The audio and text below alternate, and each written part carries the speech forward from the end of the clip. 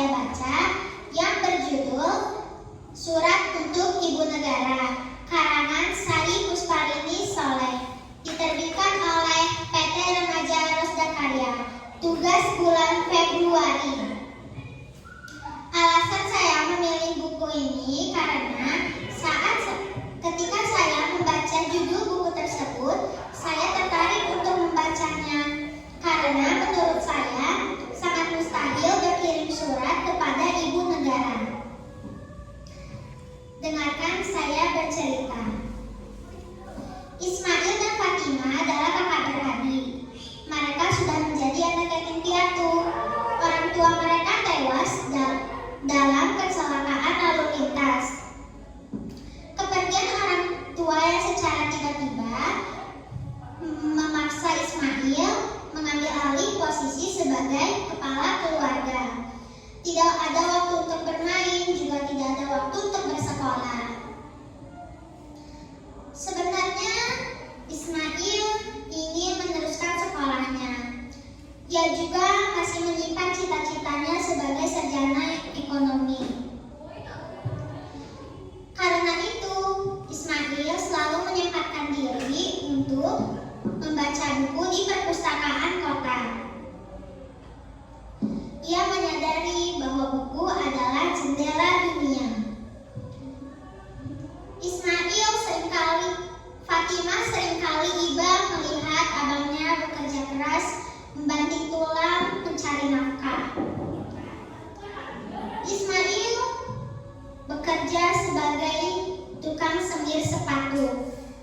Tetapi Ismail dan Fatimah tidak pernah malu, terutama kepada Ismail, karena ia sangat sayang kepada adiknya. Fatimah sangat ingin membantu abangnya. Tiba-tiba ia teringat dengan Iroh, sahabatnya, anak seorang pemulung.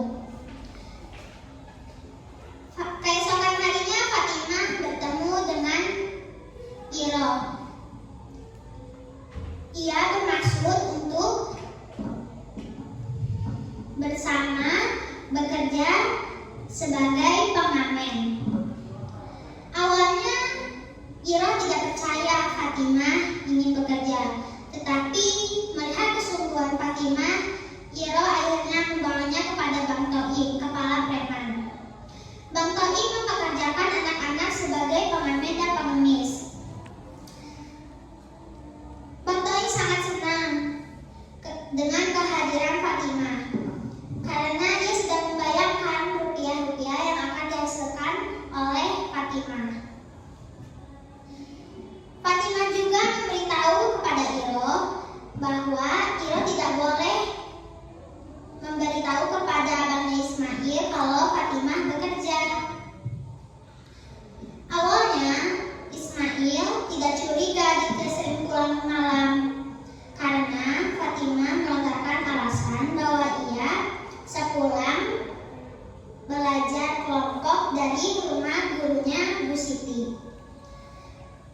Tetapi Ismail heran kalau Fatimah sampai di rumah, dia terlihat capek.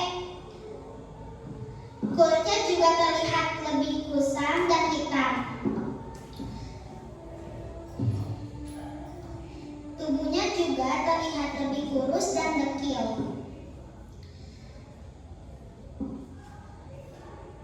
Ismail masih belum mencurigai sama sekali Fatimah.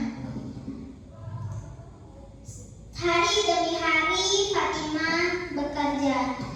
Ia mencari rupiah demi rupiah. Saat pada sore hari, saat sedang duduk di taman kota, Fatimah kemudian mengeluarkan uang dari saku bajunya. Kemudian ia menghitung uang tersebut. Dan wow, rupanya uang didapatnya hari ini berjumlah 13.000. Fatimah sangat senang. Ia berpikir bahwa ia akan mendapatkan bonus. Ketika hendak memasukkan uang ke saku baju, tiba-tiba ada seorang preman menghadangnya.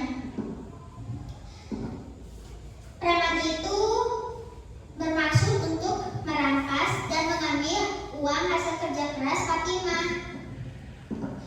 Fatimah ingin mempertahankan uang tersebut, tetapi preman itu malah menampar pipi Fatimah dengan keras, sehingga mulut Fatimah mengeluarkan darah.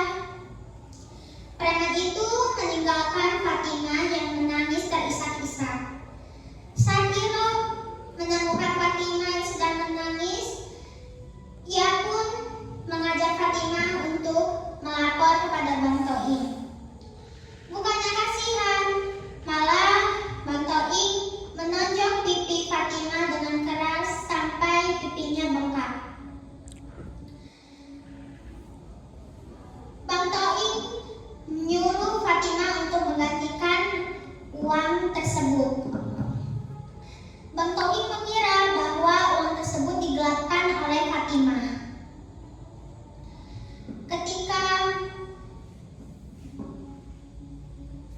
sore hari berganti malam, Fatimah pulang bersama Iro.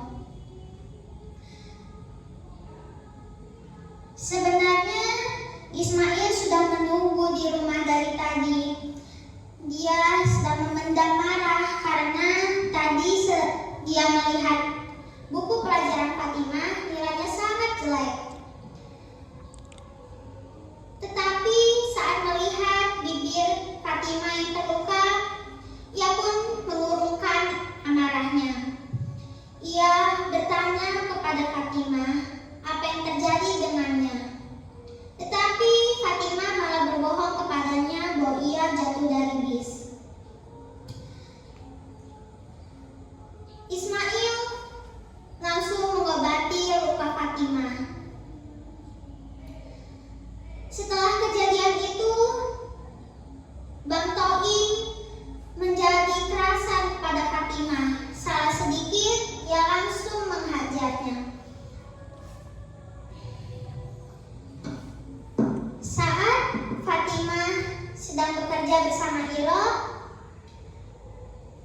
Fatimah mengeluh bahwa ia sedang tidak enak badan. Iro ingin mengantarnya pulang, tetapi Fatimah menolaknya karena ia ingin pulang sendiri. Terhuyung-huyung Fatimah menyeberangi jalan. Tiba-tiba ada sebuah mobil sedan yang menabrak tubuhnya. Iro memutar badannya. Ia sudah melihat Fatimah tergeletak tidak sadarkan diri dan kepalanya pun berlumuran darah.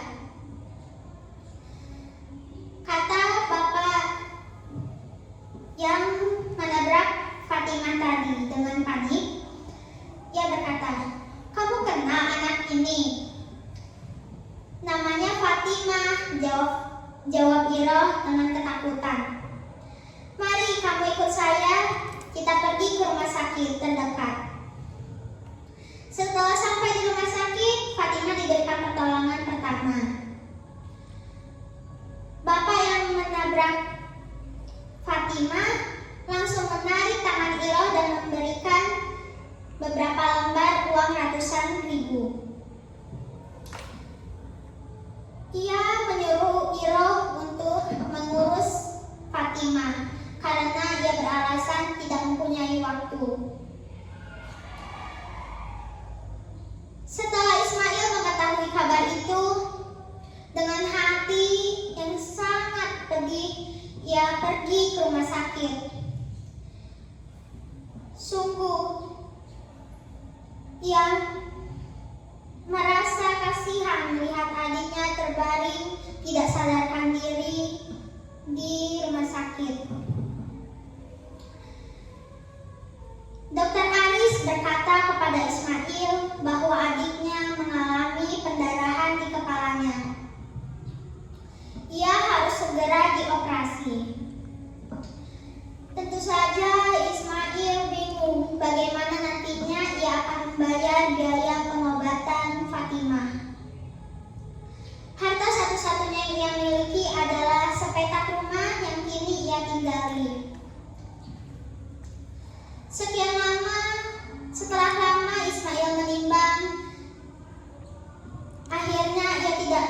tidak jadi menjual rumah itu karena di dalamnya terdapat banyak kenangan. Tetapi Dr. Aris mengusulkan cara kepada Ismail untuk mengurus surat-surat yang disetujui oleh RT RW dan kelurahan tempat tinggalnya bahwa mereka adalah anak dari sebuah keluarga yang benar-benar miskin. Ismail sangat bersyukur. Ia langsung mengurus surat-surat tersebut. Hari itu juga Fatimah dioperasi.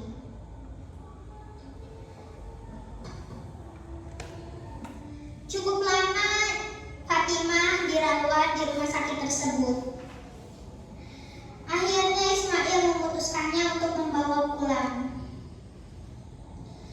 Saat waktunya tiba untuk Fatimah pulang, seorang petugas wanita memberikan kwitansi pembayaran obat-obatan yang sudah dibayar lunas. Tentu saja Ismail bertanya-tanya dalam hatinya, siapakah yang membayar dan melunasi obat-obatan tersebut? Ternyata Dr. Arislah yang telah melunasi semuanya. Ismail langsung menemui Dr. Aris. Ia sangat berterima kasih kepada Dr. Aris. Dr. Aris pun memberikan beberapa uangnya untuk kehidupan Ismail. Hari demi hari keadaan Fatimah semakin membaik, walaupun kepalanya masih sering pusing dan ingatannya harus terus dilatih karena operasi tersebut. Tetapi Fatimah menyesal karena ia tidak bisa lagi membantu abangnya menabung agar abangnya bisa meneruskan sekolahnya. Fatimah bertanya-tanya dalam hatinya, mengapa abangnya diam saja? Marahkah ia? Fatimah sangat ingin tahu isi hati Ismail. Bang, kata Fatimah suatu hari, apa abang benci sama Ima? Benci kenapa? Jawab Ismail. Karena Ima udah pernah ngebohongin abang. Bohongin apa? Abang jangan pura-pura gak tahu deh. Ira udah ngaku kok, udah nyeritain semuanya sama abang, gerutu Fatimah. Iya, terus emangnya kenapa? Emangnya abang harus ngapain Ima? Kan Ima udah salah.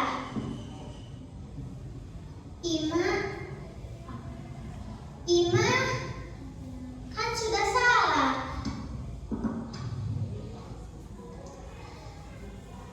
Nih kalau mau abang biar aja telinga Fatimah, tapi jangan keras-keras ya. Nanti telinga Ima sakit. Ismail tertawa.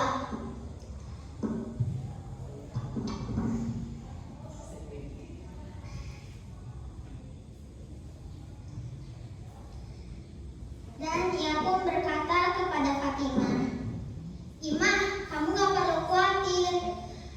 Abang masih rajin menyempatkan diri untuk membaca buku di perpustakaan. Kamu tenang saja.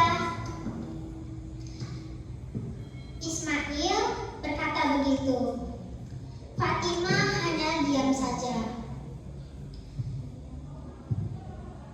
Ismail berkata lagi kepada Fatimah, Ima gak usah pikirin abang, karena walaupun abang tidak bisa meneruskan sekolah, tetapi abang akan berusaha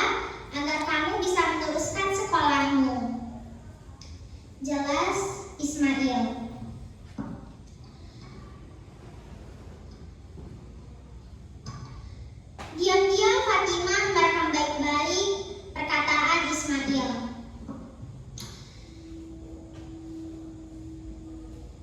Kemudian tiba-tiba ada sebuah ide muncul begitu saja.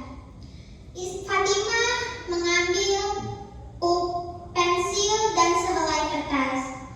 Ia menuliskan isi hatinya di dalam kertas itu. Kemudian setelah itu ia memasukkannya ke dalam amplop. Dia mengingat-ingat sebuah alamat. Setelah dia mengingatnya, dia langsung menulisnya. Hari itu juga Iroh menjenguknya. Tetapi Fatimah langsung memberikan amplop itu kepada Iroh dan menyuruhnya membawanya ke kantor pos di dekat kelurahan. Dengan wajah cemberut, Iroh mengantarkannya ke kantor pos. Setelah rupanya Fatimah mengirimkan surat untuk ibu negara, yaitu Ibu Ani Yudhoyono. Setelah lama ia menunggu balasan dari Ibu Ani, tiba-tiba Iroh datang. Ia memberitahu kepada Fatimah bahwa 3 hari lagi ibu negara akan datang ke kampung mereka. Hati Imah sangat senang. Ia bersyukur karena doa-doanya didengarkan oleh Tuhan. Benar saja, 3 hari kemudian Ibu Ani benar-benar datang. Salah seorang warga bertanya, bagaimana ibu negara bisa tahu kampung mereka? Ibu Ani tersenyum. Ibu Ani mengetahui kampung itu berkat sepucuk surat yang dikirimkan oleh seorang anak pemberani. Kemudian Ibu Ani bertanya, adakah di sini yang bernama Fatimah? Abangnya bernama Mail. Mereka adalah anak yatim piatu. Seketika orang-orang bertepuk tangan dan mengeluh-elukan nama mereka. Ismail menatap wajah adiknya seakan-akan menanyakan kebenarannya.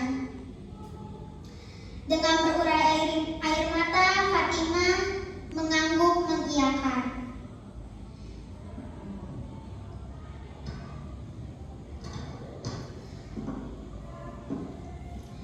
Kemudian Ismail dan Fatimah mencium tangan Ibu Ani. Ibu Ani membalasnya dengan pelukan yang hangat. Kebahagiaan Ismail dan Fatimah bertambah ketika Ibu Ani memutuskan untuk menjadi orang tua asuh mereka.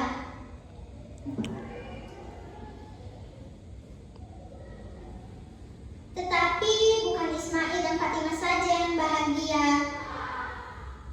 Warga-warga di kampung itu pun bahagia karena mereka mendapatkan pendidikan yang lebih layak lagi. Mereka diperbolehkan bersekolah kembali.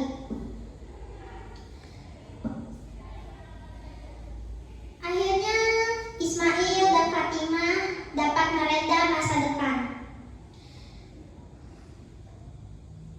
Karena mereka luar biasa prestasinya, akhirnya mereka berhasil mendapatkan beasiswa.